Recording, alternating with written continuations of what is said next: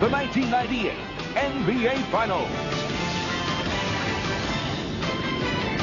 Tonight, it's Game 2, the Chicago Bulls versus the Utah Jazz.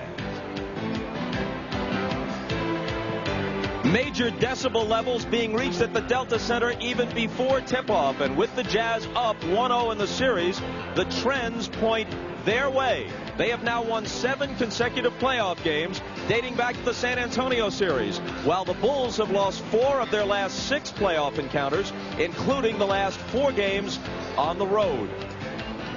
Hello and welcome to Game 2, everybody. I'm Bob Costas. Perhaps more to the point, Utah is 3-0 this year against Chicago. 2 regular season wins and then Game 1 on Wednesday night. Is fatigue a factor for Chicago, especially for Michael Jordan? As great as he is, he's only human, and he is 35 years old. They played 7 tough games against Indiana. In Game 1 here, Utah threw 6 different defenders at him, and most importantly, he had to play 46 of the 53 minutes in an overtime game. He scored 20 points in the first half, but look how many shots he had to ultimately take to wind up with 33. And as has been the case at various times in the playoffs, as the game moved along into the fourth quarter and into overtime, his shooting percentage fell. He shot just 3 of 8 in the fourth quarter and in OT. We're joined now by Isaiah Thomas and by Doug Collins. Great as he is, Michael needs help.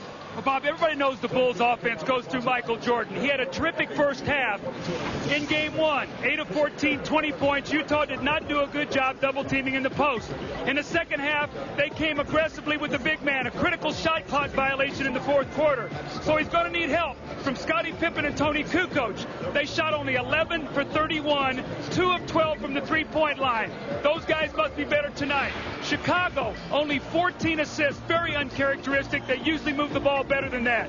15 turnovers that gave them 21 points, and look, only 9 offensive rebounds. The Bulls know they can play better, and they're going to have to, or they're going to be looking at a 2-0 deficit going back to the United Center. Bob? Because it's almost certain, Zeke, that Utah will play better. They managed to survive and win in overtime on their home floor in Game 1 without Karl Malone providing his usual contribution. And Bob, when you talk about the Utah Jazz, it starts and it ends with John Stockton and Karl Malone. They went early to Malone in the post, trying to get his rhythm. Malone struggled a little bit. You see him backing down Dickie Simpkins here, but really couldn't get it going. Stockton stuck with his big man and got him involved on the fast break. But when the game got tight, Stockton's offense took over. He put the Utah Jazz on his back. Now, when you look at the Utah Jazz, Hornacek and Malone struggled, going 11 of 35 from the field. But it was the play of the point guards that kept the Jazz involved. Isley and Stockton combined for 32 points and 14 assists. Now, if the Utah Jazz is to play better tonight, Karl Malone is going to have to shoot the ball much better than he did in Game 1. He's only 9 of 25 from the field. I expect Karl to come out and have a big night tonight. The beauty of the Wasatch Mountains as we look at tonight's starting lineups for Game 2. For their first 3 titles in this decade, this is how dominant the Bulls were. They were 8-1 in the finals on the road against the Lakers, the Trailblazers, and the Suns. But since then, only 2-5 on the road in the finals. They lost 2 out of 3 at Seattle, lost 2 out of 3 last year here in Utah, and of course lost Game 1 of this series at the Delta Center. They were still able to win the championships against the Sonics and the Jazz the previous 2 years. Will it be the same this time around for Phil Jackson? Here's Jerry Sloan's lineup, and he has one of the deepest teams in the league. These are the starters, but his bench is so important. The bench outscored Chicago in Game 1, 22-8.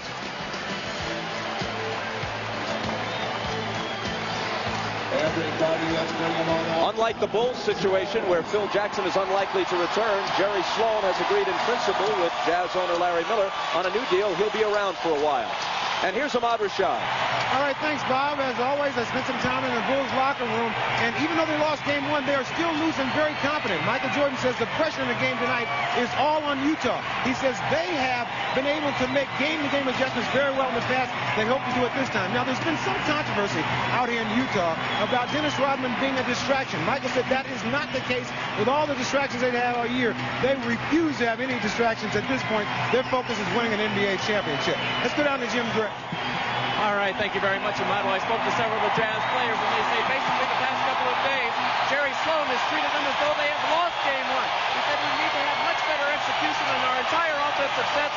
We need to run the pick and roll much better. We got a better team defense. As for Michael Jordan, they plan to attack him from many different directions again tonight. Bob? All right, Jim, and listen to them roar at the Delta Center as the Jazz control the opening tip. Malone wastes no time and overshoots it. Harper takes the rebound. Malone just 9 of 25 in game one, misses his first one tonight.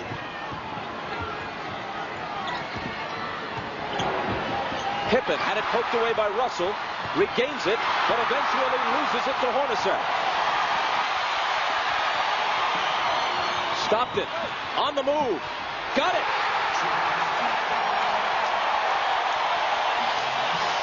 Well, Stockton picks up right where he left off in game one. And interesting, it looked like they went into the post to Harper against Stockton early in this game. Hornacek on Michael. Fade away. Ties it at 2. Jordan had Hornacek in the post. The double team came too late, and Jordan faded away to the baseline for the easy J. Stockton to Hornacek. Left hand. No. Pippen accelerating. Double pumps and banks it home.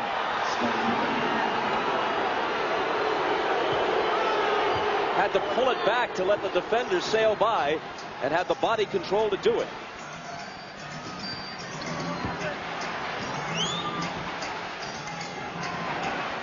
Hornacek to Malone. That's the play they worked on in practice. They were not patient and made to pass to the top in game one. They made the extra pass, high-low. Malone had him sealed right underneath the basket.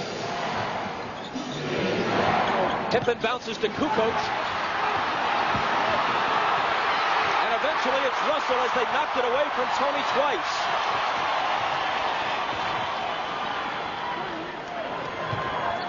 Now Malone has Pippen guarding him in the post. They're going to try to go to Malone early. A little too long, and Long Lee has it. That's that pass that they just can't make. You must swing it to the top and make the extra pass. Pippen into the lane. Lost control of it. Back tap to Michael. His floater gives Chicago a 6-4 lead. The officials are Danny Crawford, Joe Crawford, and Bill Oakes.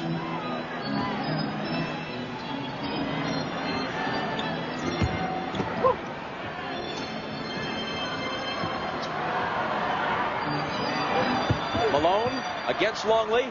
Stockton for 3. John Stockton at age 36. Coming up big in the NBA Finals. No one has played point guard at his age as a regular with anything like this level of effectiveness in the history of the league. Kukoc hits off the baseline. You can see early the Bulls are going into the post and the double team flashing to the open area. Kukoc with the open jump shot. Much better ball movement already in game 2 than in game 1 for Chicago. And Doug, Chicago is really attacking the basket, trying to exploit Utah's weakness because they don't have good shot blockers out on the floor. Malone. Nothing dropping for him. Pippen coast to coast. Foster has it.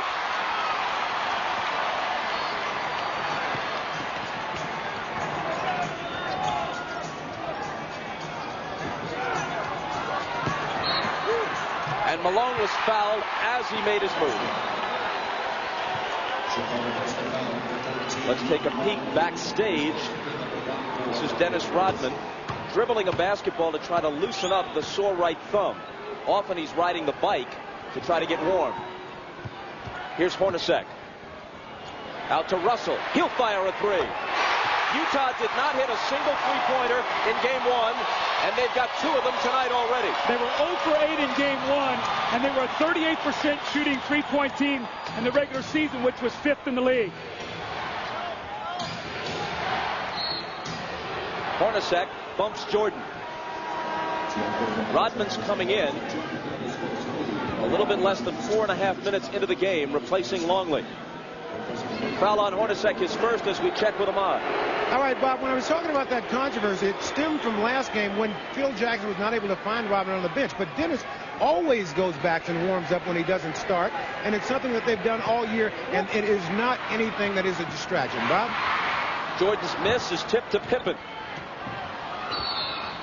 And it could be a three-point play as he banks it home and will come to the line. Isaiah, I can tell you right now, Jerry Sloan is not happy with his team's defensive rebounding. Every loose ball has gone to the Chicago Bulls, and Scottie Pippen is not settling for the outside jump shot. He's slashing and cutting and getting inside the defense, not settling for that three-point shot on the perimeter.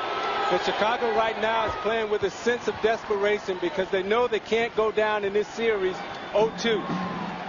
Only two teams in NBA history have trailed the finals 0-2 and come back to win it. 69 Celtics, 77 Trailblazers. Hornacek between two defenders. And Pippen and Rodman either could have taken it, and they combined to juggle it out of bounds. Bob, I can tell Hornacek is really struggling with that Achilles injury that he has. Really can't get any lift on his shot, and when he goes to penetrate to the basket, he's taking small baby steps as opposed to taking a long step to finish.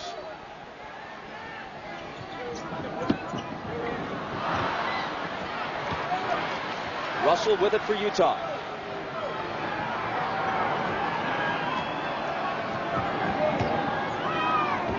Hornacek.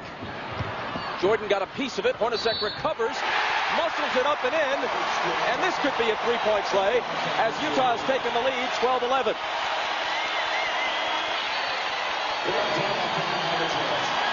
Before Hornacek tries to tack on the free throw, we'll take one more look at the basket, then step aside for a commercial break. Jeff stuck with it, and against two defenders, he gives Utah the lead. Right back to the ball. Pippen bumps, and now Hornacek can take the ball to the basket. I can already see that in the preparation of Game 2, they've gone to work on this play because they did not do a good job in Game 1. Malone got a basket earlier off the same play, and you can see Game 1, 21 points off the turnovers, the assist, the 52 points in the paint, the 21 fast break points, but the execution already better in Game 2 by both teams here early in the game. Doug, that's one of their bread and butter plays, and normally Hornacek is strong enough to shoot that gap and take that long step. And you can see he wasn't able to get in that gap with that long step. Hornacek, an exceptionally good free throw shooter, completes the three-point play.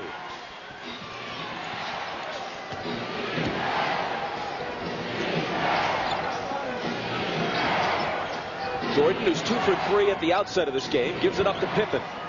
Kukoc has some room. Pippen has the rebound. Another offensive rebound for Chicago. This is what Jerry Sloan was harping about, even though they won Game 1.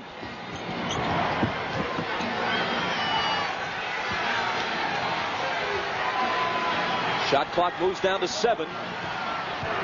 Hornacek on Michael. Foster trying to help. Tough shot off the back iron, and Stockton takes it.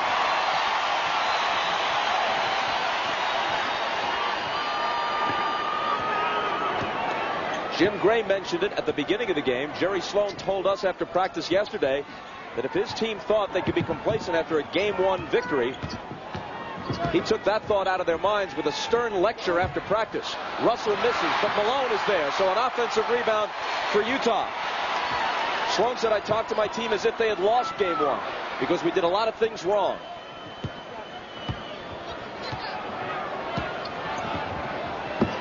Malone from Stockton. How many times has that been said over the past decade and a half? Malone was fouled. But Bob, the eye contact, you could see he and Stockton all the way. He's going to get the offensive rebound, and then it's going to lead to the shot by Malone, but it's a great read. He slips the screen, and Kukoc cannot get there soon enough. The pump fake and the foul, and Malone gets to the free throw line to shoot 2 free throws. But you can't teach that. That's eye contact between 2 Hall of Fame players who've played together for 13 seasons. As a rookie out of Louisiana Tech, Karl Malone shot just 49% in his first year in the NBA from the line. This year, up to 76%. We talked about in our opening on Game 1 the percentage of points that Malone scores when his team wins. The other night they got away with him scoring only 21 and winning the game. I don't think they can do that tonight. I think he has to be more on his average of 28 to 29 points. Karl Malone must resist the temptation to take those outside jump shots. Malone made 1 of 2 as Stockton sits down and Isley replaces him. Jordan. His 3rd field goal. And the Bulls are back to within 1 at 14-13. Now here comes Isley out of the backcourt. He and Stockton combined for 32 points and 14 assists in game 1. So combined, they put up Magic Johnson-like numbers. Malone over Rodman. In and out.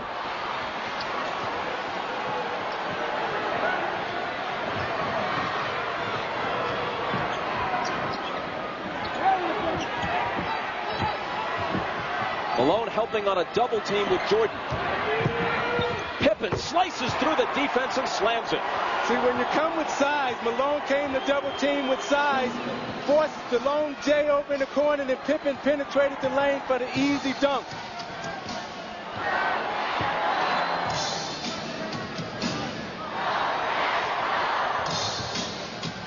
Malone driving on Rodman and threw it away, intended for Isley. You can see early in this game, Malone is being forced out on the perimeter once again. They're not giving him the low post position. They're forcing him to step out. You already see a turnover and a couple missed jump shots. The 2 great players of Chicago are already 13 of the 15 points, and Scottie Pippen is taking everything to the basket to start this game. Rodman's pass knocked away and kicked. They'll reset the 24 and give it back to Chicago.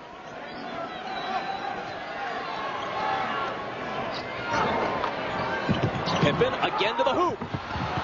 Contact, no foul. Loose ball out of bounds, and it goes to Utah. Utah has been very fortunate. Tony Kukoc with another offensive rebound.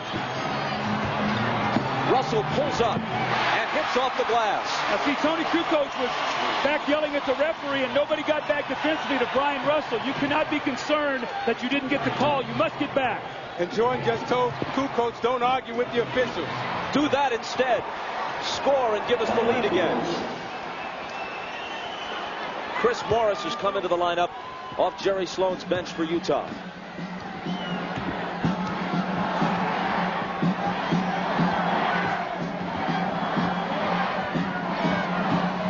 Coach on Russell, who drives on him and then tries to dish it back outside, but apparently had no one in particular in mind. They were trying to take advantage of the matchup. They thought Russell could break Kukoc down off the dribble. Tony did a nice job. He kept his body in front of him. Well, you see the big 3 from Chicago off to a great start. They have 17 of the Bulls' 17 points. So they're off to a terrific start. And more importantly, they have 5 offensive rebounds, the Bulls do, on 7 missed shots. They missed 48 shots in game 1 and only got 9 of them back. Here's Pippen. Fade away in the lane. At least that was his intent, but he was tripped and fouled.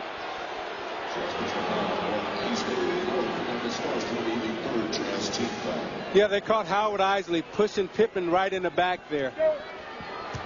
It comes before the shot, so they inbound from the side.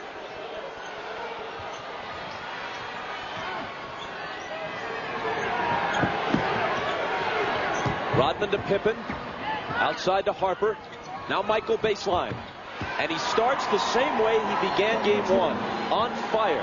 See what Chicago has out on the floor right now with Kukoc, Jordan, and Pippen. They have 3 excellent post-up players that they can exploit mismatches anytime in the post. Malone with the slam. His jumper is still missing in action. But with his strength, if you can get him inside, it's over. Scottie Pippen about 1 step slow on that rotation. Malone, you almost have to pre-rotate. You have to be on your way over as you're trapping that screen roll. It's going to be too late to get there. And a 20-second timeout asked for by Chicago.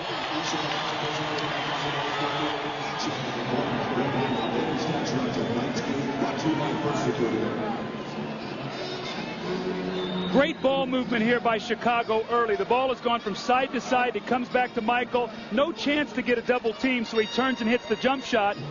And then the bread and butter play Once again, the screen roll, Malone slips it, and you see Scottie Pippen on the weak side about a step slow getting over. Again, he's got to be on his way over as Malone starts to roll. He's got to meet him at the dotted line. Otherwise, that's too late. Malone is way too powerful. And, Doug, with Malone, he must go inside right now because Chicago doesn't have anybody with the strength that can play him out on the floor right now. Jim Gray with Karl Malone at halftime. We understand it's a terrific feature, which they recorded yesterday at his palatial home in Salt Lake. After the 22nd timeout, Michael has it. He's hit 4 of his first 6. He fires a 3 and misses long. Rebound chased down by Pippen. Harper in the lane. Misses off the glass. And Chris Morris comes away with it.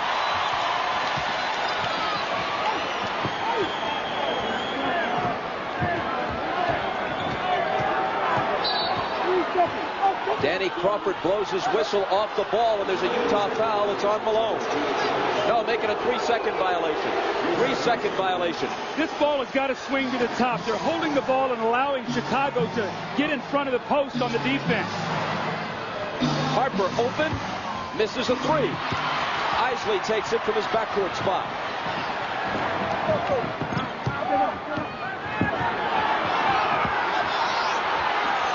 Right through Malone's hands and out of bounds. He and Rodman really jostling in that low post.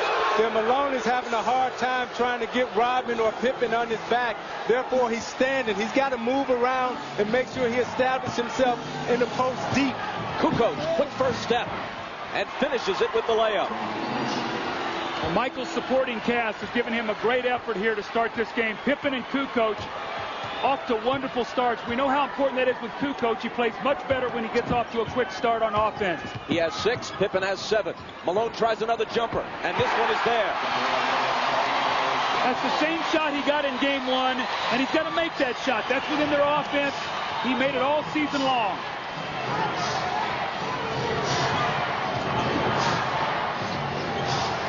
Kukoc spins on Russell and hits the little left-hand hook.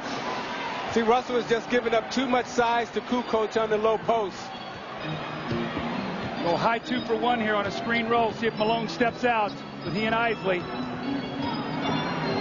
Malone inside, nice feed, but he undershot it. Hit the underside of the rim.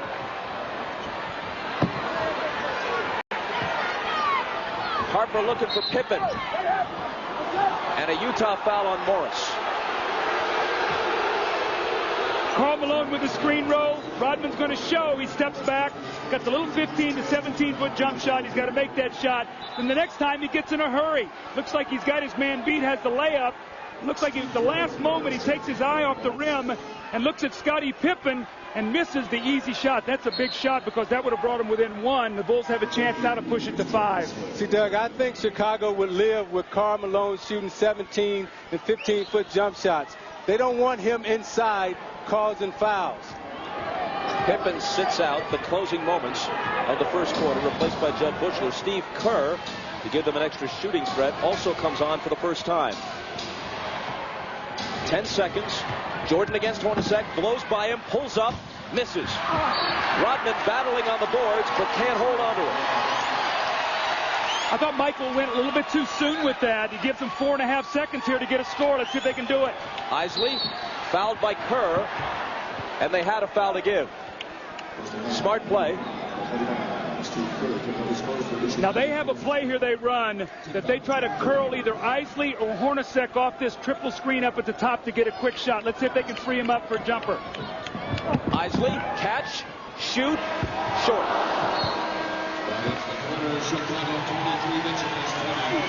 After 1, the Bulls trying to draw even, lead it 23-20. Besides Jordan and Malone, here's a significant number. Kukoc had 9 points in all of game 1. 8 points in the first quarter tonight. You're watching the NBA on NBC.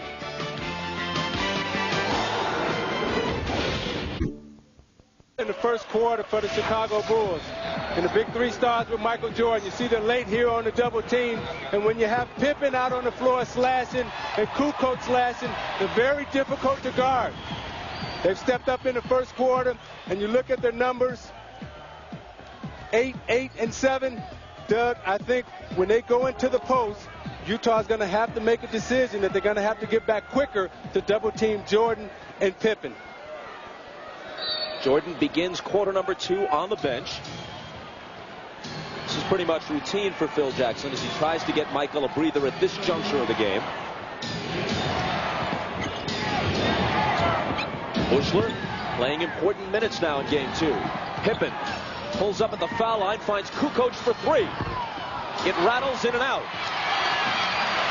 Russell sprints back the other way. Nearly lost it, but Malone is there to cover up. I'm watching Dennis Rodman, and he's very hesitant to stick his right hand in there. Ahmad told us that it was bothering him very much this game. Shandon Anderson's first shot, the up and under works. Exactly what they did in game 1. The moment Shandon Anderson came in the game, they went into the post.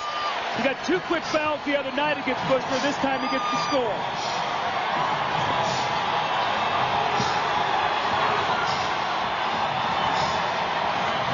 Rodman screening for Kerr. Pippen in the lane with the hook. Scottie Pippen now has 9. And no one but Pippen, Kukoc, and Jordan is in the scorebook for Chicago.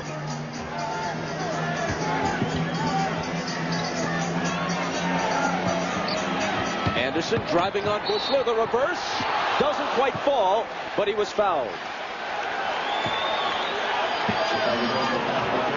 Folks, you can log on to msnbcsports.com as NBA Showtime extends its coverage to the internet. Email Bill Walton your playoff questions. Click on video features and find out how any Bulls player matches up against any Jazz player. It's all at msnbcsports.com. The Jazz has great confidence right now in Shandon Anderson. They're going to him on the block. He scores, comes back the next time, gets the quick foul. Phil Jackson does not like the matchup, so he's coming back with Scott Burrell now to play against Shandon Anderson. He's not going to let him get going here early in the second quarter. Tough final for Anderson a year ago. His father, Willie Anderson Sr., passed away. He had to miss games 3 and 4, both Jazz victories. Then when he came back, he missed some important shots down the stretch in game 6 as the Bulls notched the clinching victory. But he's played well this year in his second year in the NBA, especially against the Lakers in the Western Conference Final. Bulls by 1. Kukoc makes it 3 as he continues his outstanding play. He has 10. Now you see Kukoc with all the moves inside. He has the little up and under, the baseline jump hook. He's got all the moves inside. Anderson tries Burrell. And there's an immediate foul. Kerr was also there. Now, when you look at Kukoc inside, he's 6'11", and Chris Morris is only 6'8", so he's giving up a lot of inches in there. Kukoc can come, gives him a little up fake, and his arms are so long that he can extend and give them a little soft finger roll. And the fact that he's left-handed there, too, Isaiah. Normally, a right-handed player couldn't get that shot off, but he actually came back with his strong hand. Malone with a bench, replaced by Carr, and there's Shandon Anderson. Well, they tried to change the matchup. First, Burrell fouled him. Then they went right back to him, and he scores once more. Howard Isley's 5th assist already.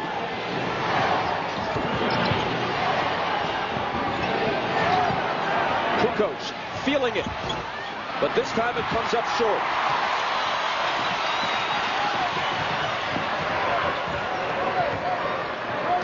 Isley guarded by Kerr. Much quicker than his veteran defender. Carr sets the screen, then gets it back. Takes it to the hole and hits with the left hand. Antoine Carr, Bob, did not have a field goal the entire first game. That was needed. He needs to score some points for this team. So they get a contribution from the former Wichita State wheat shocker.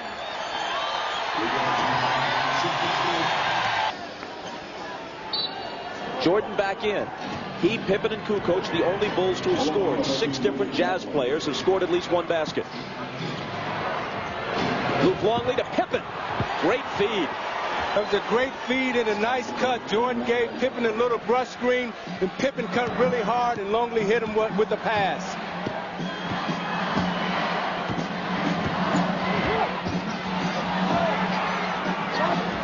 Chris Morris guarded by Scottie Pippen. Bounce pass to Carr. He finds Isley open. Rebound across the basket to Jordan. A wide open look, but Isley couldn't put it down.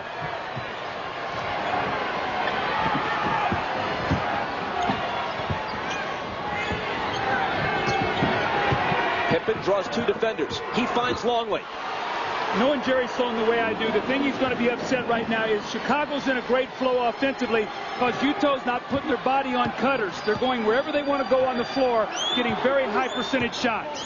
And Utah's got to be really careful right here because Chicago has the 2 best players in Jordan and Pippen on the floor. Isley drove around 2 defenders to lay it in. Utah's playing right now with their bench. And Chicago will be able to make a run right here if Utah's not careful. A moment ago, Longley became the first Bull other than the big 3 to score. And Joe Crawford blows his whistle. Stockton coming back in. And they'll play Isley and Stockton at the same time. Brian Russell goes to the bench.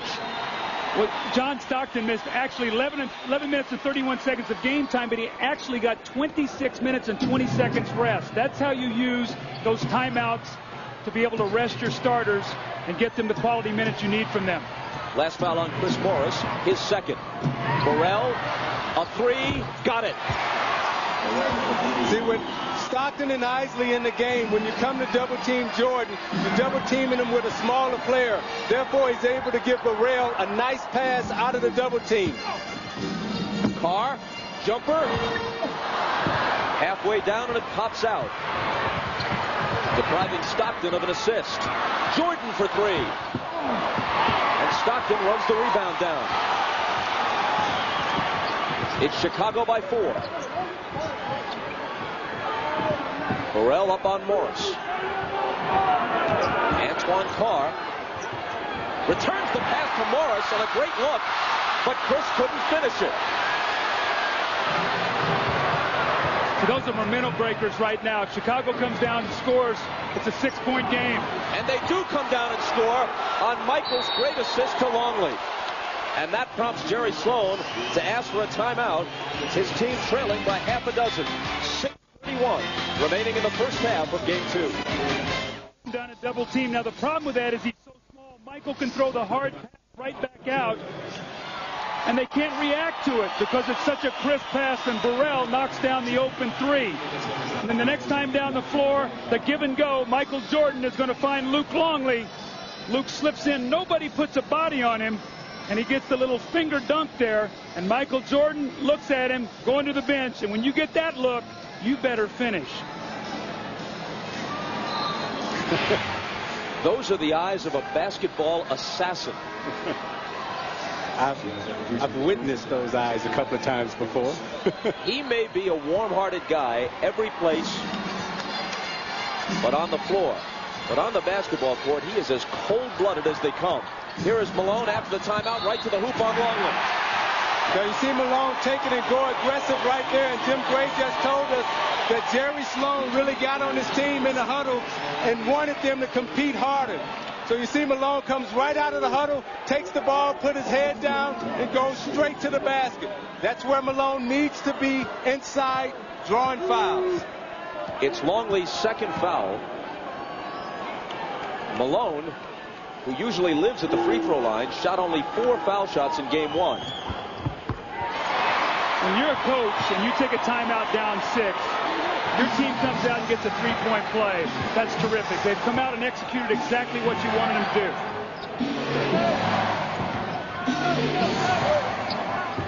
Kerr bounces to Longley, who is pushed and fouled by Ostertag.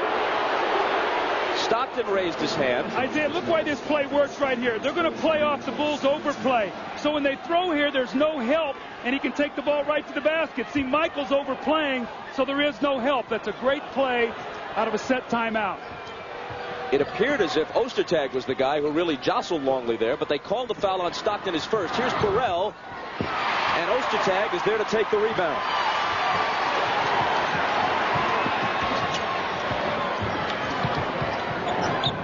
Stockton looking for help. Isley with 7 on the 24. Works working on Kerr. 3 seconds to shoot. A rainbow comes up short. It's an air ball, and it's grabbed under the bucket by Jordan.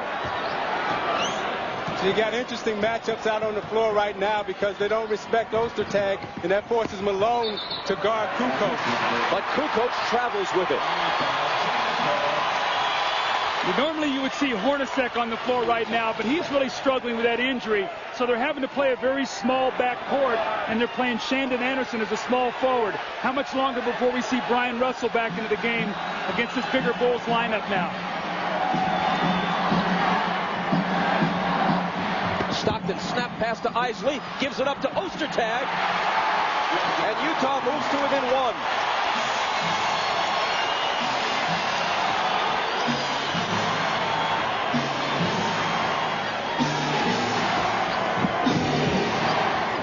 Stockton on Kerr. Kukoc open, passes up the 3 to find Jordan beneath the hoop.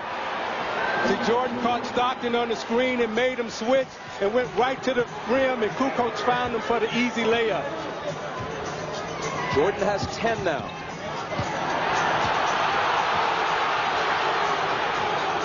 Malone over Longley, short, got his own, lays it in. It looks like Karl Malone is trying to shoot that jumper a little quick. He shot it and chased it down almost like he had no confidence he was going to make it. That's his shot. He just got to square up and shoot that thing over Luke.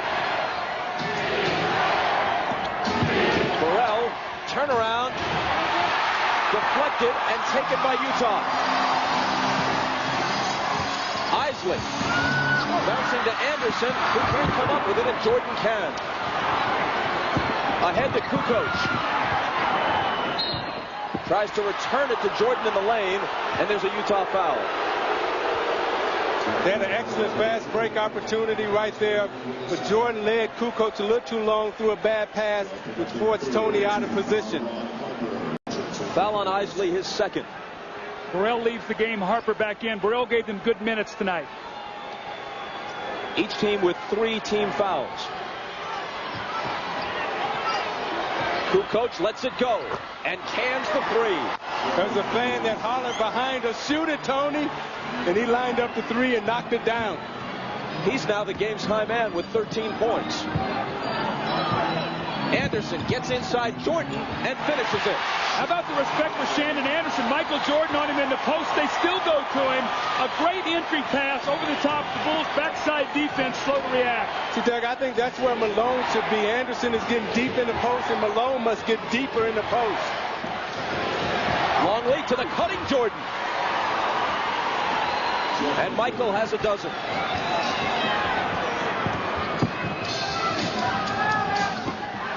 Anderson, second-year man from Georgia, has 8 off the bench. His pass, though, eludes Malone. Harper back.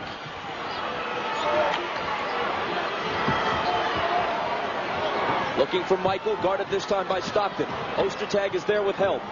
They swing it around, and Kukoc is open again. This time he misses the 3. However, Longley pokes it back to him. Kerr for 3. And Jerry Sloan has to be gritting his teeth over on the Utah bench as Chicago continues to dominate on the offensive glass. Well, Malone started running out instead of getting the rebound. Nobody there to guard Kukoc, and he gets the second shot.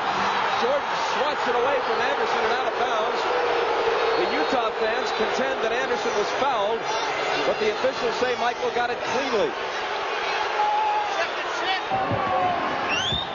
And practicing yesterday, he was averaging 3 out of 5. Here's Ostertag. 1 out of 1 on that one. A moment ago, Chicago led by 7. That was the game's biggest lead. Now it's down to 5. Michael over Hornacek. Rebound Ostertag.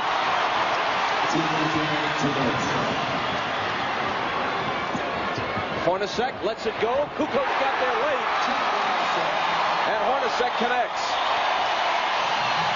We know how important it is the last 2 minutes of a quarter or a half.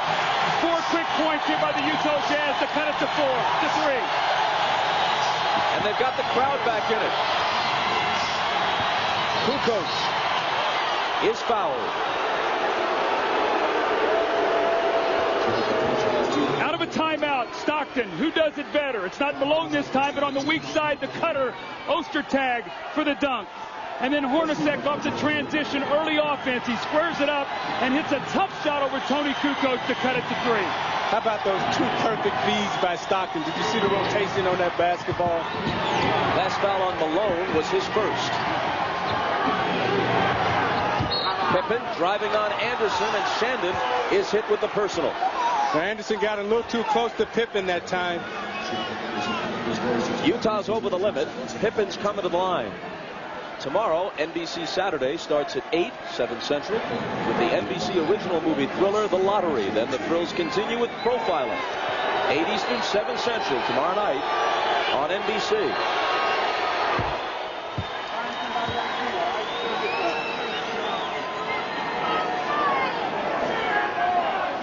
All right, here we go, guys.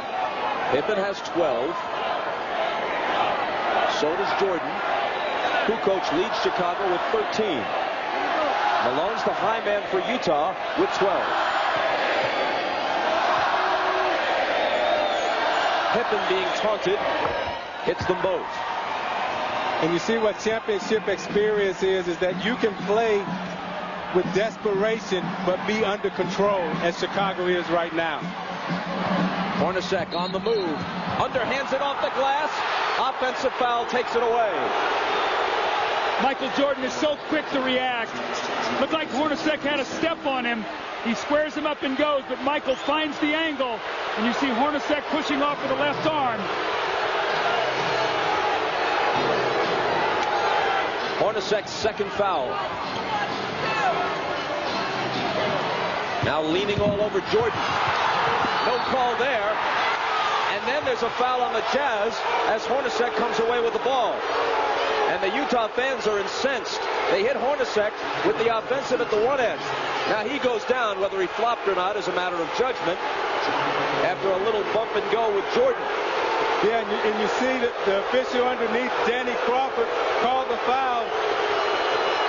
As Hornacek takes the bump, Jordan gets the foul, and Jerry Sloan on the bench was going nuts. It's also the third on Hornacek, who sits down with 53 seconds to play in the half.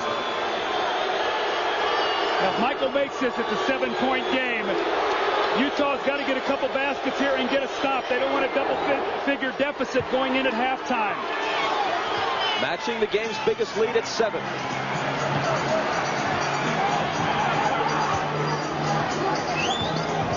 Stockton out to Malone, driving on Pippen. Gets his own rebound, goes to the floor, no call, gets it off to Russell. Now Stockton. Well, Jerry Sloan is livid. He feels like that if Michael Jordan is getting those calls, why isn't Karl Malone? Stockton to Ostertag, and Longley fouled him, and the shot fell anyway.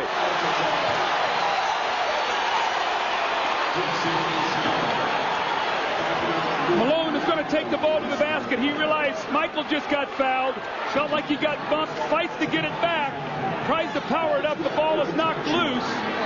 And then Ostertag, once again, the man on the spot from Stockton. He gathers himself. It wasn't pretty, but it was effective. He's got a chance once again to cut this lead down to 4 if he can make the free throw.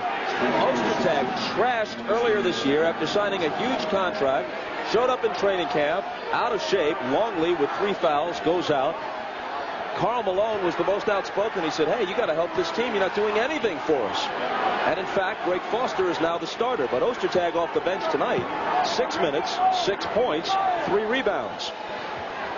Give him 7 points as he completes the 3-point play.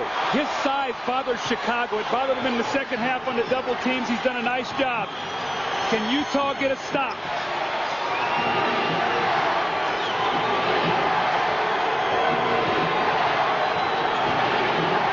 Situation, Doug, you don't want to give up the 3. Michael against Russell. Baseline fadeaway. Can't finish the half with a hoop, and there's the horn.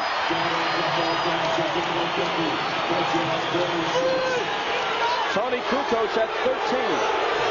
So did Scottie Pippen. Michael winds up the first half with 14. Karl Malone had a dozen for Utah. Chicago leads it by 4 at halftime. Back at the Delta Center. Now, Phil Jackson told his team at halftime that they were executing very well on offense. One thing he wanted them to do is have more patience when Michael gets double teamed. Patience and then kick the ball out. Defensively, he said they've got to rotate better on the pick and roll, which every team in the league has tried to do, but they've got to do it better if they expect to win this ball game. Let's go down to Jim Gray. All right, thank you, Ahmad. Jerry Sloan told his team he's very concerned about them not competing. They're not offering any resistance, giving up too many offensive rebounds, 7, and too many second chances. He says we have to bump the cutters, pressure the passers. We have to come with a whole lot more energy. We can't let them go on the court where they want to go. Bob? Jim, thanks a lot. John Stockton was a huge factor, obviously, the single biggest star for Utah in their Game 1 victory. And there was controversy afterwards about Phil Jackson leaving Steve Kerr in the fourth quarter and down the stretch to defend him, and Stockton scored 7 points in overtime. For whatever this may be worth, Ron Harper played the entire first and third quarters of Game 1 and didn't play at all in the second, fourth quarter, or overtime. In the first and third periods, Stockton had 8 points and 1 assist. The rest of the game, when Harper wasn't guarding him, he had 16 points and 7 assists. It'll be interesting to see if this remains a close game, as it's likely to, whether Phil Jackson changes his strategy with regard to guarding Stockton down the stretch. Bob, I think John Stockton is one of the great clutch shooters in the game, along with Michael Jordan and Reggie Miller. And a lot of times you look at him and he's so unassuming that you forget that he's deadly with his outside J and his penetration. Chicago ball up by 4 as we begin the third quarter. Foster will start on Kukoc. He must get a body on him and do a better job than he did to start the game. Kukoc off the dribble, finds Harper in the corner. Now it's Michael, double pumps and connects. 16 for him. That was an unbelievable shot. The ball was knocked away from him. Hornacek came from behind. He had to pull it down and shot a trolley wire jumper. I don't know if the thing went into the basket. Hornacek into the lane against Michael. Foster crashing the boards over Pippen to knock it away and out of bounds.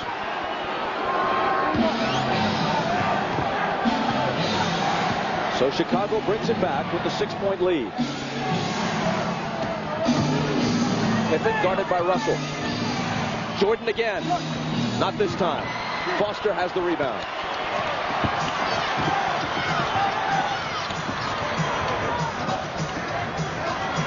The lob to Malone, and hold on. Play whistle to a stop, a Chicago foul, and if it's Longley, that's number 4, and that's what it is.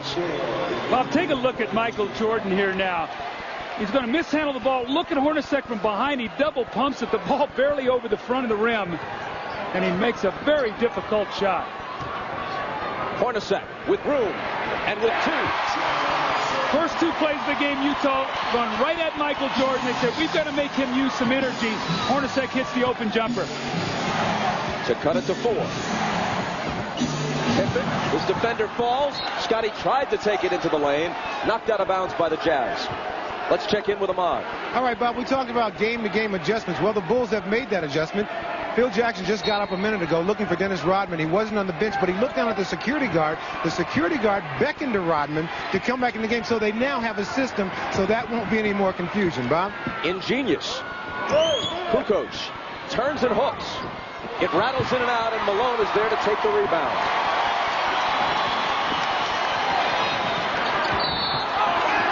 Down goes Malone at the other end. Perhaps fouled by Longley. And that's 5.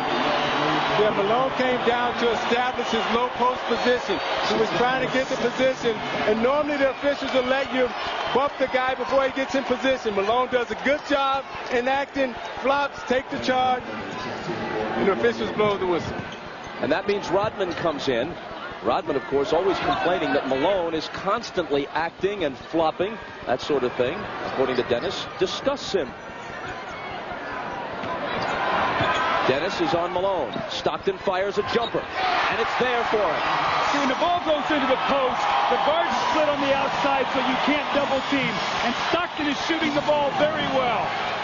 Now, Rodman in that first half played 11 minutes and didn't have 1 rebound.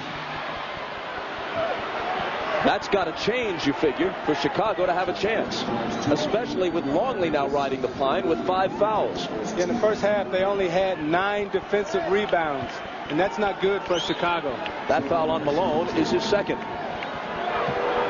See, Karl Malone, the last possession, he knew Luke Longley had 4 fouls, and Isaiah, he totally baited the official into that call.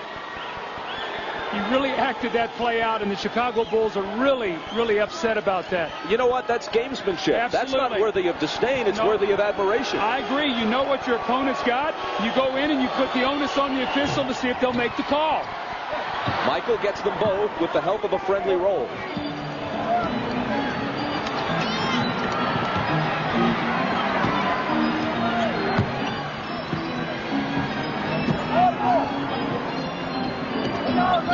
Here's Malone, Pippen over on the double team. Foster can't contribute, and a wide open jumper couldn't connect.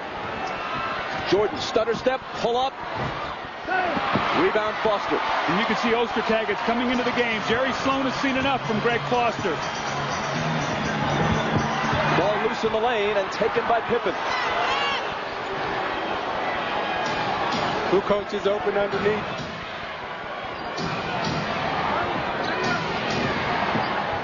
Harper slapped away, and a foul. Ostertag is coming in. Let's follow Foster to the bench and see if Jerry Sloan has anything to say. I would hate to be Greg Foster right now going to the bench and having to face Jerry Sloan. Well, he's sitting almost as far away as possible. That's very smart. Stockton picked up his second, sending Harper to the line. One of the things Chicago has done today on a lot of their splits, Harper is trying to post up in the lane against John Stockton. That time he was able to get the foul, but he's really looking to score around the basket rather than float on the perimeter. The free throw shooting will be big for Chicago in the playoffs. They have 3 players, Kukoc, Pippen, and Harper, shooting under 70% from the line. But Pippen, who struggled especially in the Indiana series, is 9 of 9 so far in a game and a half in the final against Utah. 6 of 6 in game 1, 3 of 3 tonight. Malone trying to find Russell. Ostertag comes up with it. Out of the corner, Russell. Inside Ostertag. Chicago ball. The quickness of Chicago is really bothering Utah right now. They're disrupting the rhythm of their offense. Earlier we talked about Chicago playing under desperation but playing with poise. Now, can Utah be a desperate team but be poised? Goes around Malone and a whistle. Malone hit with the foul, which is his third. That was an isolation play for Tony Kukoc. They completely cleared out the left side. No one talked to Karl Malone. Should have pushed him back to his right hand to help. There's no weak side help here because they had cleared it out. Your teammates got to talk to you, Isaiah, and say, push him back to help. Bring him to me. See, that's a tough matchup for Karl Malone. Longley goes to the bench. Now you got to chase Kukoc out on the floor and on the perimeter. Foster's back in. Here he is guarding Kukoc. Ostertag has gone out. Kukoc on the run. Air ball. Jordan there to clean up the mess. For the 31st time now in 31 NBA Finals games in 6 different series, counting this one, Michael Jordan has scored at least 20 points in every game. Hornacek, spinning move. See, I love Jeff Hornacek as a player. I mean, he's gritty, he's gutsy, and he's going to give you everything that he has on the basketball court.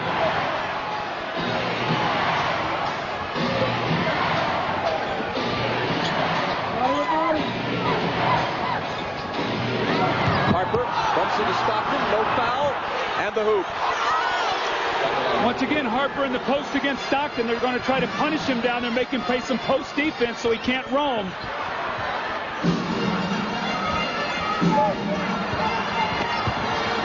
Malone muscles in between 2 defenders and is fouled with the Jazz now down by 7.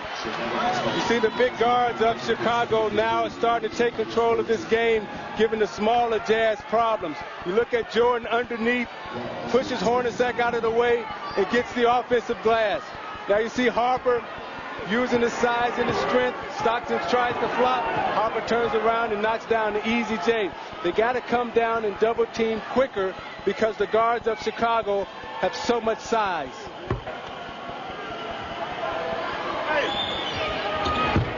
1 of 2 for Carl, and the rebound for Rodman. His second rebound of the night.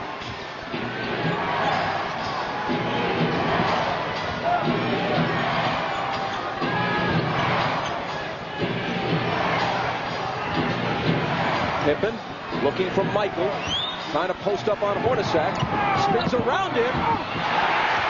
2 Jazz defenders surrounded him, and they take the ball away.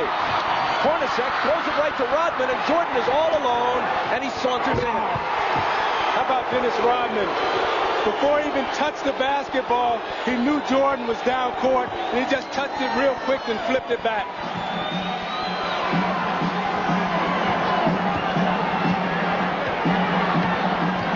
Now an 8-point lead for Chicago.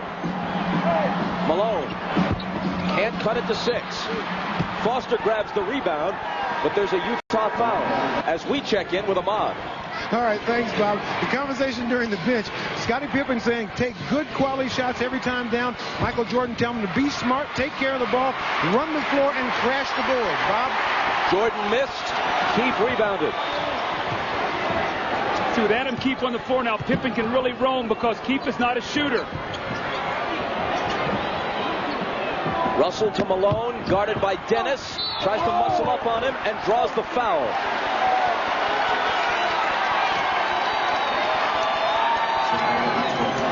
It's Rodman's third.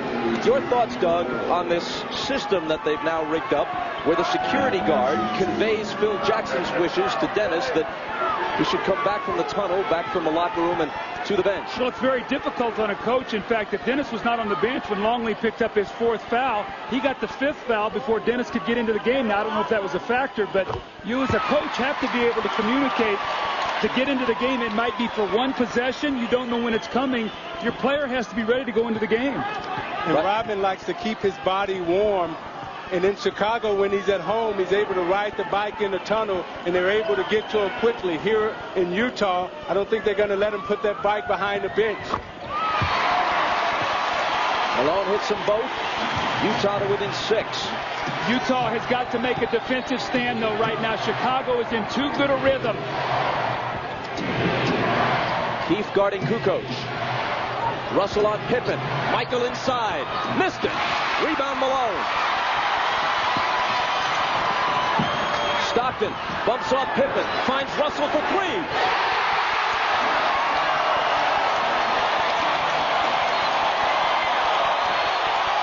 Timeout, Chicago.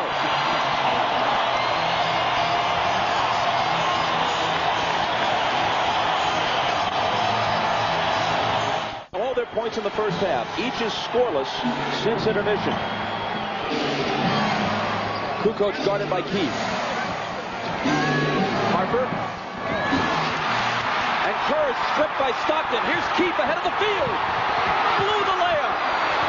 Malone is there. Hornacek for 3. It works out better for Utah. The game is tied. Michael Jordan resting. Interesting, he normally doesn't rest him at this point in the game, Bob. Harper's open. Stockton takes it. Pushing it up the floor. All the way to the hoop. Utah has the lead.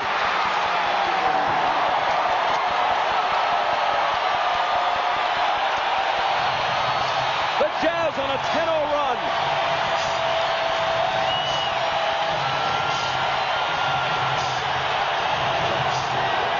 Rodman looking for Kerr off his hands and out of bounds. That's a bad decision on that pass because if Kerr caught it, he couldn't have done anything with it. He was buried underneath the basket. Not only was he buried, but Kukoc was standing at the 3-point line wide open.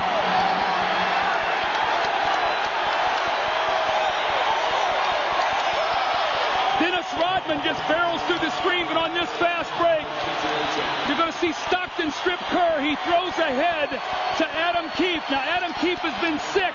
He has no legs. It comes out on the miss, and he hits the three. Then here comes Stockton to give Utah the lead on the fast break, and on the ensuing possession, Rodman just runs through the screen and picks up the foul. His fourth. So Rodman has 4. Longley has 5. And Jordan comes back in. Hornacek at the line is from LaGrange, Illinois, not far from Chicago.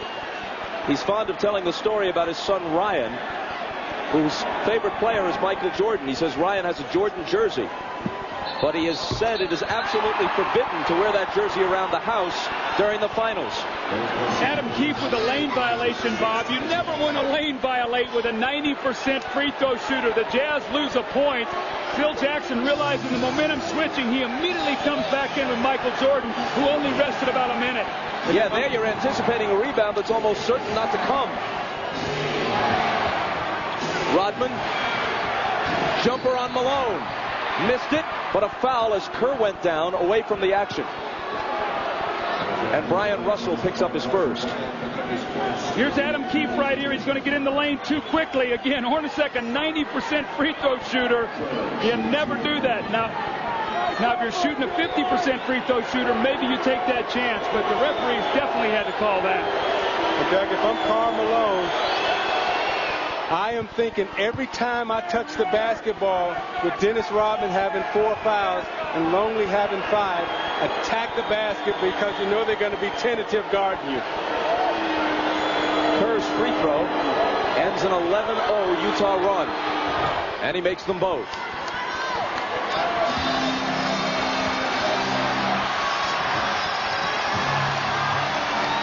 Howard Isley in for Stockton.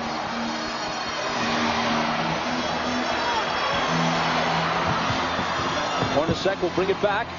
Now takes a little lunge and somehow hits it. Man, he's got a wide array of shots and seems to be able to change it in midair if the defense makes him. Hornacek is a great shooter, and if he can get his right hand free, he can get off a good look. This time, a great shooter named Michael Jordan doesn't get the bounce. Isley pushing it up the floor. Gets the ball on the block to Malone. Rodman's in foul trouble. Longley, as Isaiah talked about, take it to the basket. Malone, turnaround. The rebound to Pippen. So you can't settle for fall-away Jays right now.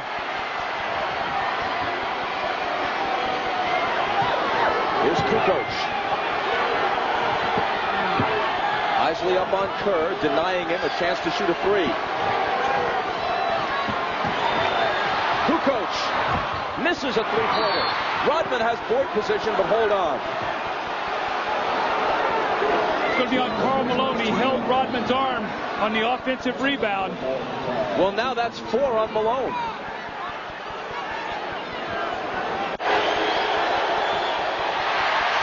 Rodman misses the free throw. Antoine Carr has checked into the game now for Malone, who is resting with 4 fouls. Karl only 5 of 14 from the floor, and Burrell in for Tony Kukoc. 1 of 2. Utah by 2.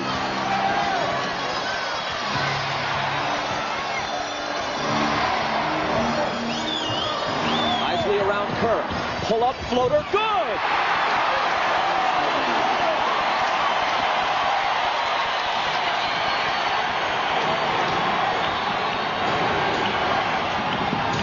Pippen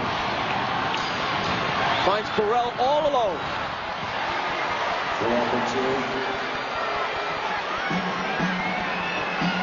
2 minutes remaining, 2 minutes.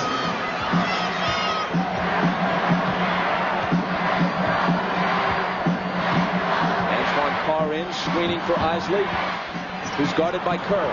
His bounce pass intended for Keefe, picked off by Burrell. Michael with Hornacek on him.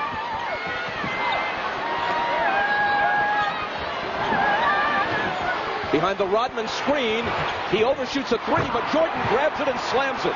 Just the power of Michael Jordan. Hornacek was trying so hard to block him off the glass, Isaiah, and he just sort of pushed him to the side for the second shot. 24 for MJ. Game tied at 68. Yeah, that time that ball took a bad bounce on Hornacek and bounced right to Jordan. Isley, another pull-up, another basket.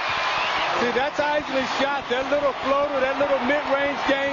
It's so tough when you're a point guard, when you can pull up and hit that little mid-range shot because the defense can't come to you.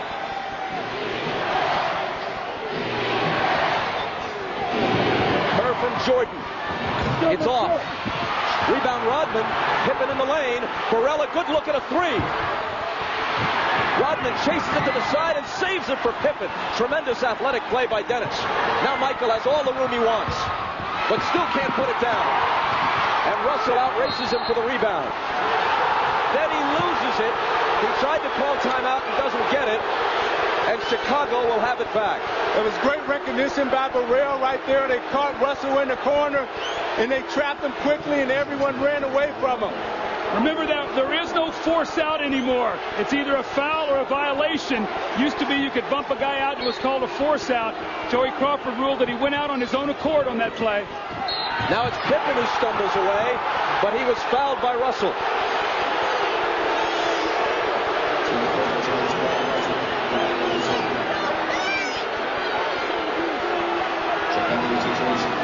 So now Pippen to the line with a chance to tie it with 32.6 on the third quarter clock, and Bill Wennington has come in for the first time in the series. He came in for Dennis Rodman. Rodman on 2 offensive rebounds. Very fortunate on one of them that he didn't pick up his fifth foul.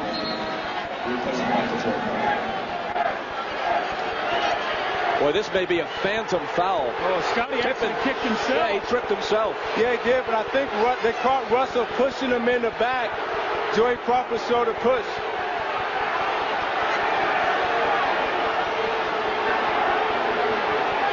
Jordan out. His figures through 3 quarters. Joe Crawford with an explanation for Jerry Sloan. I doubt that it satisfies him, but Sloan strides back to the bench. See, Joey Crawford is using a lot of restraint tonight. This is a very emotional guy, and he's a terrific referee, but he realizes in the heat of this, he does not want to give a technical foul unless he just absolutely has to. That's great officiating. You got to give the coaches a little latitude in this kind of magnitude of the game. Pippen is 11 for 11 at the line in this series so far.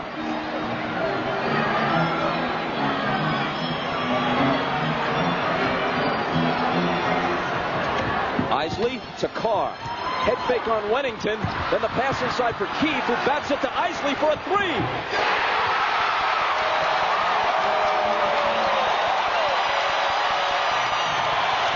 Last shot of the quarter for Chicago. Pippen wheeling. Offensive foul. 2 on Scottie. Leaving the Jazz 2.2 to try to get off another shot.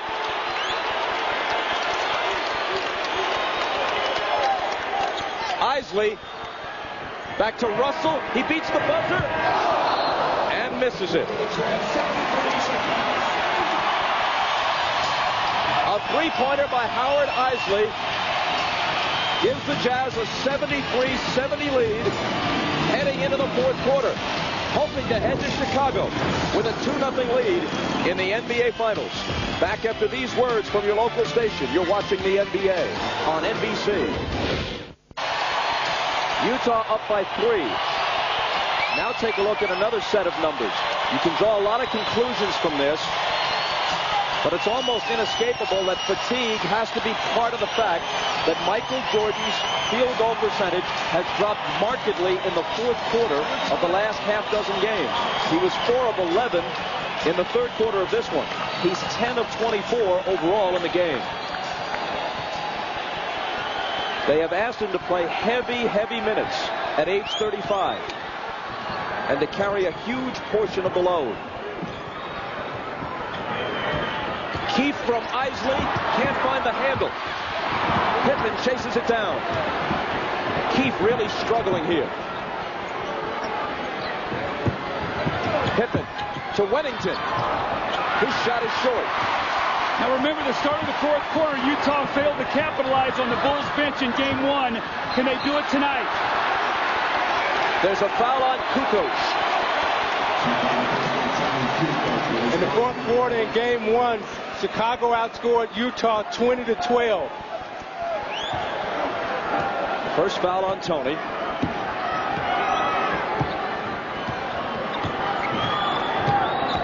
Kerr on Isley. Jumper over him.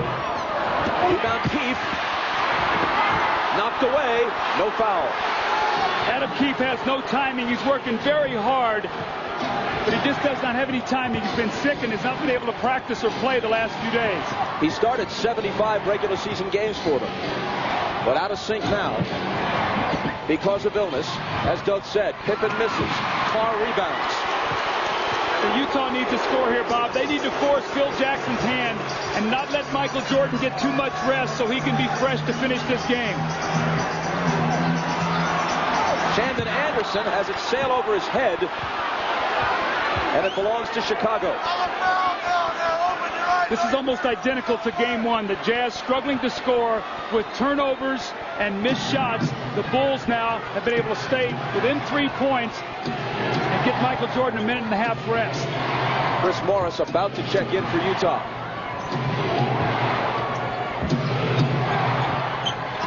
Scott Burrell to a cutting Pippen, who was fouled. It's on Keefe. Scottie Pippen back cut Russell. He went to overplay, and Pippen cut right down the lane. To the importance of Scottie Pippen and Tony Kukoc, we talked about their great first half. They combined 11 for 19. In the second half, they're 0 for 4, so they do not have a field goal, although Scottie did make 2 free throws in the third quarter. Pippen remains perfect at the line in this series.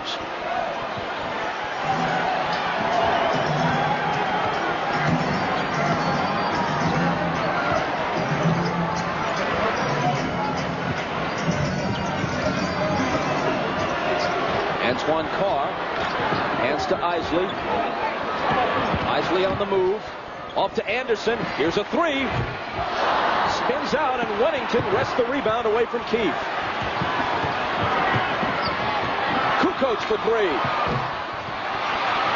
Anderson skies to pull it down. And it's still Utah by 1. Who is Utah going to go to get a score? Going to try to post Anderson on Burrell.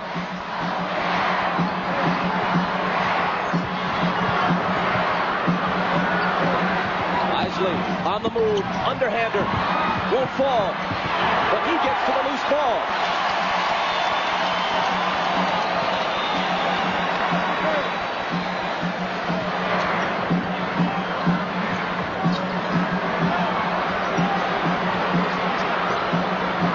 Isley. Anderson. Keefe on the baseline. 4 seconds to shoot. Isley barely beats the shot clock. And it's an air ball, and therefore a 24-second violation. Now Utah is struggling in this fourth quarter. They haven't scored 1 bucket. And the reason why they haven't scored, everything is one-on-one. They're known for their perfect passing, their precision cutting, but they've gone to a more passing game, and everybody's trying to do everything off the dribble one-on-one, and they're having a hard time scoring. They got to get back to the basics, got to get back to running their offense, and get back to being disciplined. You look at their shot chart, they haven't made 1 shot, nor have they gone to the basket. You see Stockton and Malone back in the game right now, trying to generate some offense. Pretty decent breather for Carl. Chicago doesn't have a field goal in this fourth quarter either, just 2 Pippen free throws to close to within a point. And we've played 3 minutes and 15 seconds now. Here's Kukoc.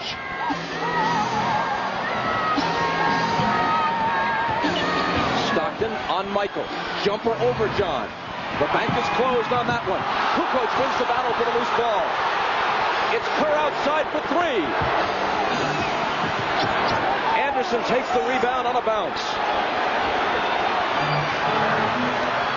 Phil Jackson again going with Kerr rather than Harper in the fourth quarter of a close game.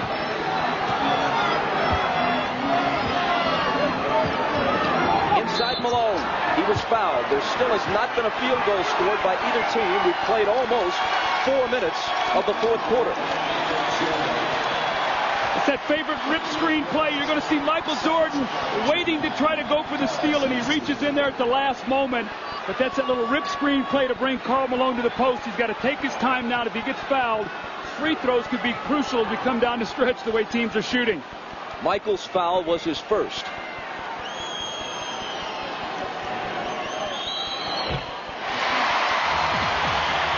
$16 points for Malone. And when you look at those numbers by Karl Malone, what's impressive to me is that in the first round, he went through Hakeem Olajuwon and Charles Barkley and Kevin Willis. In the second round, he went through Tim Duncan and David Robinson. In the third round in the conference finals, he beat Shaquille O'Neal. And right now, he's trying to go through Michael Jordan. He makes one of two, and Utah leads by 2. Can the Jazz win again on their home floor without the usual contribution from the mailman?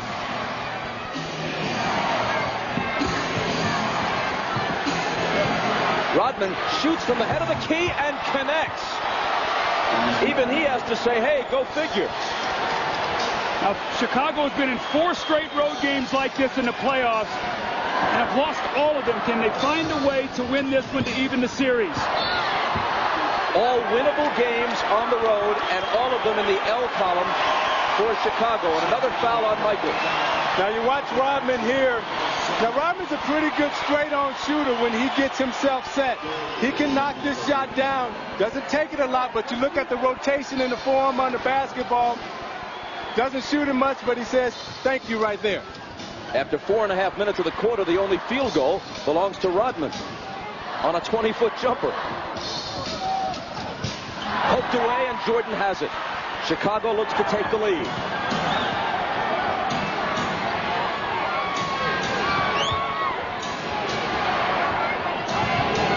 Michael. And he was fouled. It's Isley who raises his hand. Morris knocks it out of bounds away from Kukoc. And with 6:53 on the clock, we step aside. Back to Salt Lake City in a minute. Something short of a scoring spree in this fourth quarter. 6:53 left. Tied at 74. Rodman has made some great hustle plays for the Bulls in this second half, and they're going to need this from him. Luke Longley has 5 fouls. They're going to need him guard Malone. Extra shot opportunities for your team so you can shoot a lower percentage. He wrestles it away. Burrell misses the 3. Look at the hustle, and he gets it back once again. And on this one, he even surprised himself with the open jumper to tie the game at 74. But they're going to need that kind of play from Rodman against Malone as we finish this game. Generally, he has not fared well against Karl. Did have 14 rebounds in a Chicago loss at home in January. Only 4 rebounds here at the Delta Center later in the year. In both games, Malone put up big numbers, points and rebounds. Here's Steve Kerr, an open 3. It rattles in and out. Pippen clears the offensive glass. Kukoc is open, but gives it back to Scottie for the turnaround, and he gets the roll. Utah has got to rebound. That's the first field goal of the quarter for Chicago. Excuse me, the second field goal of the quarter.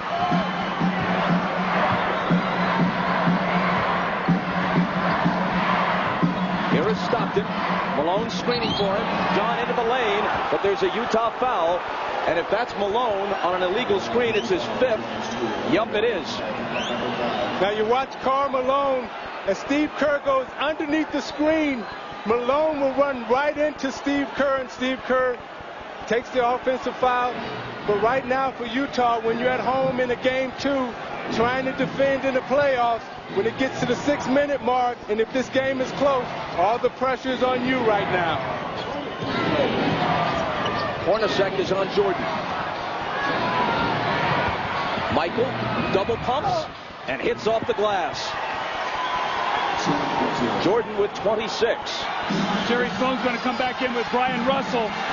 Right now, Utah needs a basket desperately. See, Chicago right now senses the kill. Malone had a wide open jump shot and clanged it off the back iron, which has been his story With just a couple of exceptions in game one, it's been his story throughout the series so far. Malone is 5 for 15 from the floor after shooting 9 of 25 in game one. You see, I think you have to give Dennis Rodman credit right now. Everybody's been talking about him, but defensively, he's shut Malone down so far. But that one was just a wide open miss. Pippen to Michael with the shot clock winding down against Hornacek. Michael's going to do it. 2 defenders, a whistle, count the basket, plus the foul, as Jerry Sloan contends from the bench that Michael traveled. It's the 4th foul on Hornacek. Now, how can you guard a guy any tighter than this? You got 2 defenders over there. You make him take the shot you really want him to take, and he just hits it. See, Bob, Michael Jordan understands right now that it's time. It's time to put on the push right now, and he's going after it right now. And can Utah stop the adrenaline and the push that Jordan is getting ready to exert in this game? Utah led by 3 at the quarter. They scored just 1 point in the 4th period, which is more than halfway through, and they trail now by 7. Malone, Russell, wide open, hits the 3. What a big shot by Brian Russell.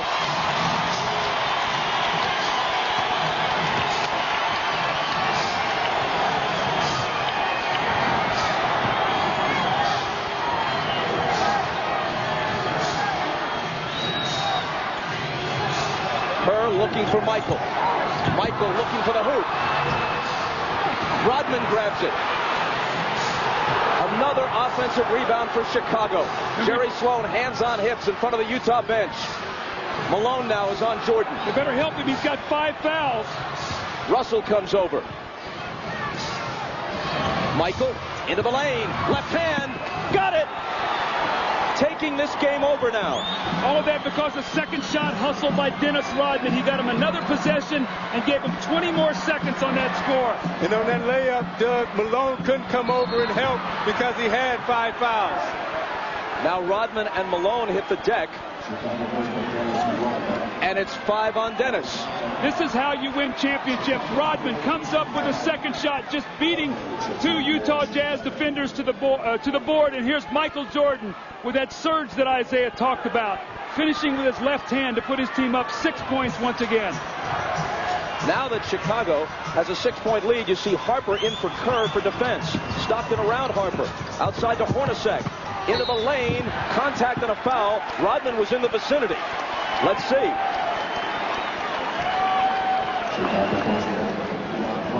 It's Harper who's hit with the personal. That's his first. Bob, what you're seeing now on the screen roll, they're going to push John Stockton to the baseline, and Scottie Pippen is going to run at him into a trap. So the weak side is going to be open. They'll have 2 shooters there, but can Stockton see the floor well enough out of the double team to find on the weak side of the floor? Now, Jordan has put on a burst of energy, and right now, Doug, it's like a distance runner. When you put on that burst of energy, the thing that Jordan must be concerned about is, do you have enough to finish? Can you get all the way to the finish line?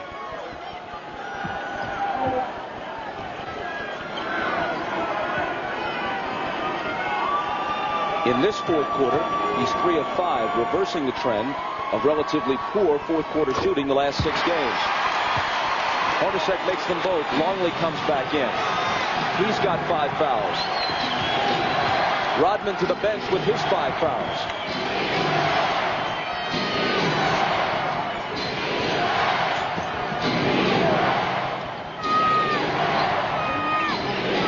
Jordan, Russell on him, fires over him. Goes back, taps it to Pippen. Another second shot, Bob. We've talked about the offensive rebounding of Chicago in game 1, only 9. If the Jazz do not win this game, their second shots are going to kill them. 16 offensive rebounds for Chicago tonight. Jordan on the run, dishes out to Pippen. Scottie baseline. Chicago by 6. Every time you give up a second shot, you give a team multiple shots, but more importantly, they're burning clock. 40 seconds every time down. 21 for Pippen. Stockton to Russell. Russell on the move. Nice feed to Shandon Anderson, and this could be a three-point play, which would cut the lead in half just like that. Brian Russell with great dribble penetration. He beats Kukoc on the baseline. The Bulls are taught to give help, but no one rotates and helps Scottie Pippen. Pippen gets the foul, the three-point opportunity. You're watching the NBA on NBC. It's going to be here on the offensive boards. He's going to tip the ball back to give the Bulls another shot at scoring once again. And here's what happens. They burn some clock. Michael Jordan penetrates. And he's going to find his old buddy Scottie Pippen in the corner, who shot fakes. Medium-range jump shot. And he pushes the Bulls into a 6-point lead. Now as we resume, Shandon Anderson trying to complete a three-point play. 2 of 2 at the line tonight. 74% for the season.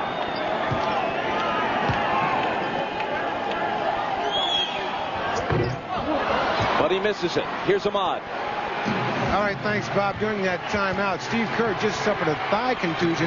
He iced it down during that timeout, but as you can see, he's still out on the court trying to go with it. Bob? Where possible, Phil Jackson is going with situational substitutions. Harper for defense. Kerr when the Bulls have the ball. Jordan explodes to the hoop. The reverse isn't there. Malone saves it in. Here comes Russell. Flipping to Stockton. Anderson on his right. Shandon Anderson misses it. Loose ball. Claimed by Russell. He finds Anderson. And this time Anderson is fouled. I'll tell you what. First of all, that's 6 on Longley, and that's the most important thing. So Rodman's going to have to come back in with 5, unless they should go to Wennington, which seems unlikely. But this Shandon Anderson, he will take it into some traffic. You see him right here. He's just going to give his body up. He knows it's going to be a foul. Now what he's got to do, he's got to compose himself and make the free throws. Luke Longley did what you're supposed to do. Even though he fouled out, you can't give up a layup here at this stage of the game.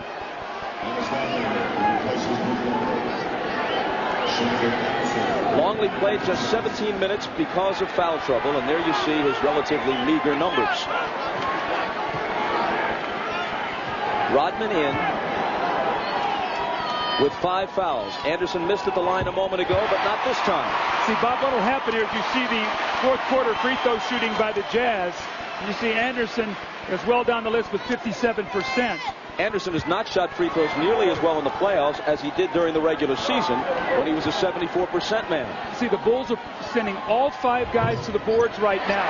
So if the Jazz can stop them and rebound, they can run, something they have not been able to do the entire game. You see, right now the Jazz have Hornacek out on the floor, and they'll try to exploit him. And a whistle as Chicago brings it to the front court. Jeff Hornacek now has 5. Utah had 1 foul to give. The Bulls are already over the limit, and Utah will join them there with their next foul.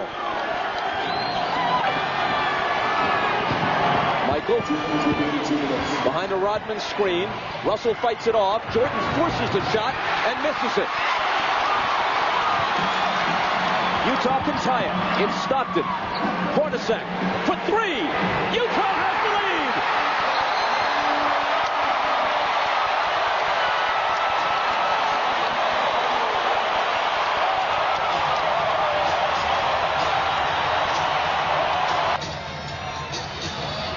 Michael Jordan 3 for 8 in the 4th period, and you're going to see being forced into a very difficult shot.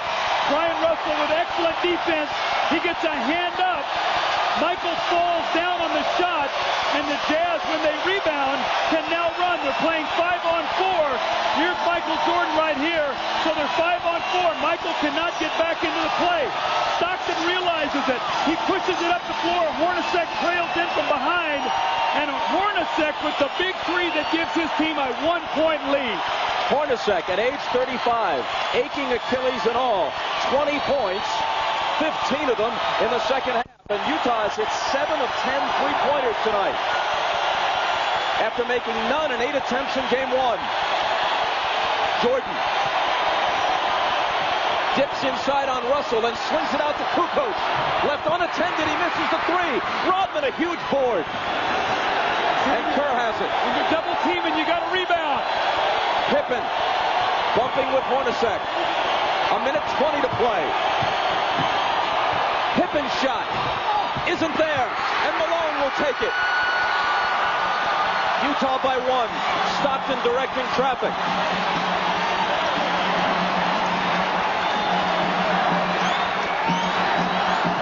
Kerr has to guard him. Stockton gets by him, but his pass is intercepted by Kukoc.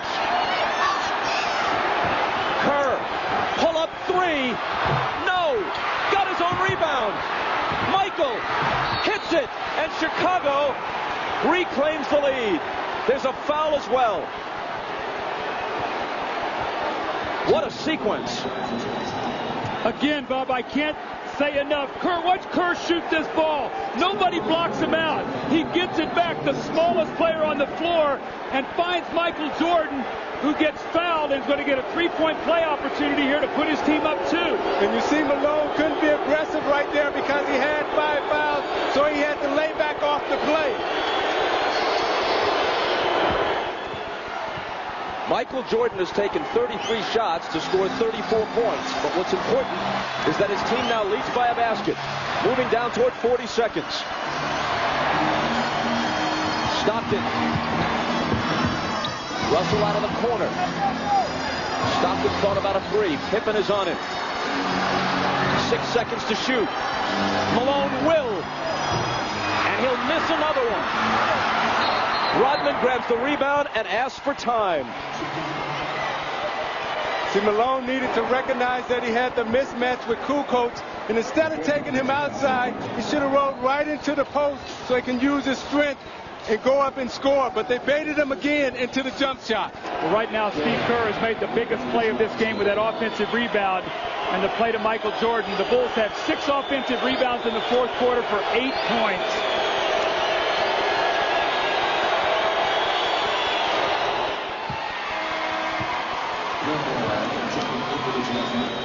Chicago by 3.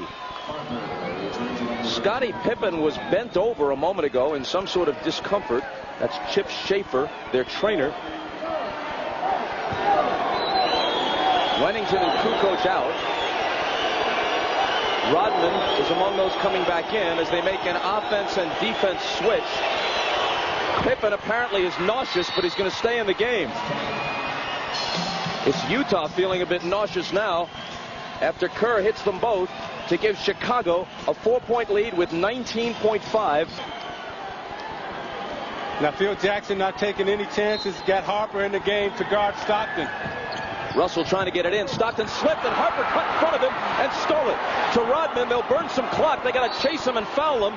And Stockton whacks Jordan.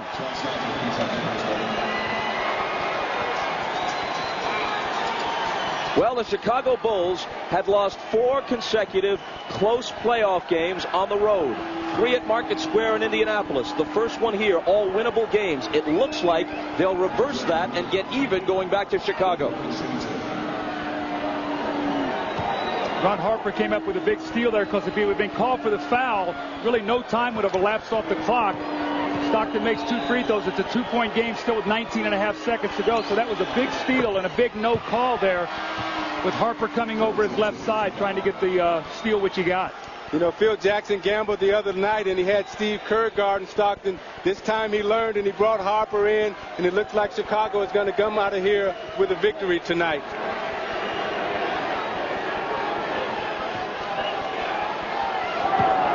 Chicago by 5 with 14.5 on the clock. 1 of 2, 35 points for Jordan. Timeout Utah. Now it's still a 2-possession game for Utah. There was a big miss by Jordan. If Utah can get a bucket and a quick foul, they're still in this basketball game. Russell to inbound. Hornacek. Jordan on him, forces the 3, and barely misses it. The rebound is taken by Kukoc, who's immediately fouled, and that may close the door on the Jazz.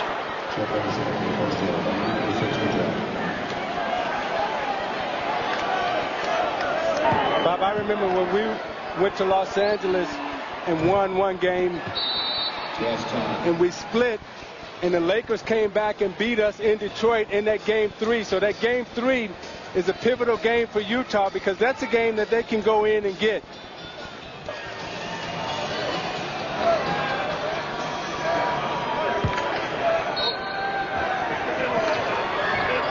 Russell, again the trigger man, having trouble. Malone, now Russell gets it back. Good look at a three, and it rattles in and out. Morris follows with 3.7 seconds, making it a three-point game. Now the Bulls have to get it in, and knowing they have a timeout remaining, Rodman uses it. Now each team has only a 20-second timeout left. But, Doug, you're looking at John Stockton right now, and all you need is a steal. He's the steals leader in history in a quick three. He's capable of doing it, so this game isn't over yet. Harper into Jordan.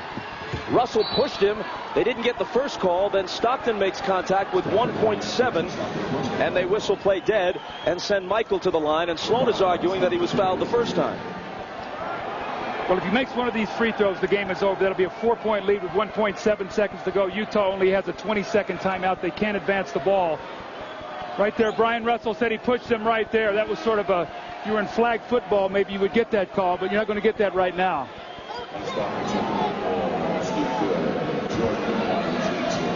Jordan at the line where he's hit 7 of 8. He's 14 of 33 from the field and has 35 points. That ices it. See, I believe you win with guards, and Chicago's guards have totally dominated this game tonight. Here's another determining factor. Utah 20 turnovers to Chicago's 7. 37 for Michael. Stockton from half court. Chicago comes into Salt Lake City, weary or not, and gets out with a split.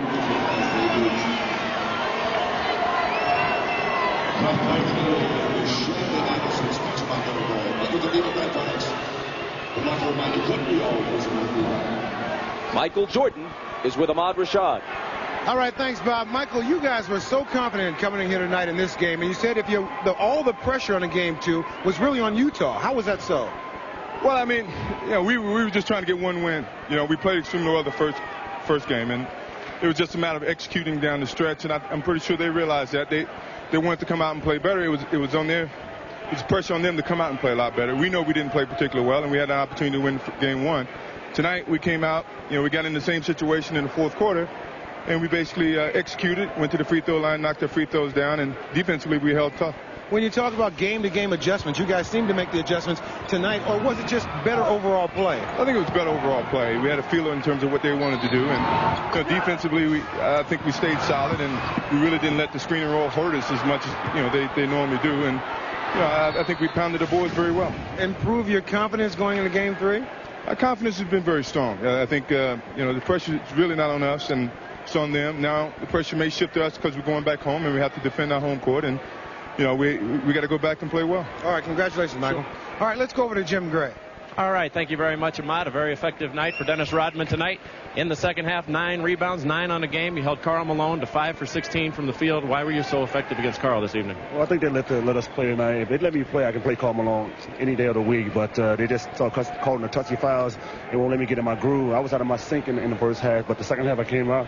I said, I got to play basketball. I quit worry about everything else. Now, so much has been made of your trip to Las Vegas and the distraction of you not being on the bench. How much of a distraction has this been to your teammates, Dennis? It's amazing how the media and the newspaper people try to just blow this out of proportion. And the people in the organization for the Bulls and my team, they know that this is the way I can keep motivated. But I'm not doing anything that's wrong. As long as I'm here doing my job on time, this and that. And I'm not off the bench. I'm out there riding the bike trying to get loose.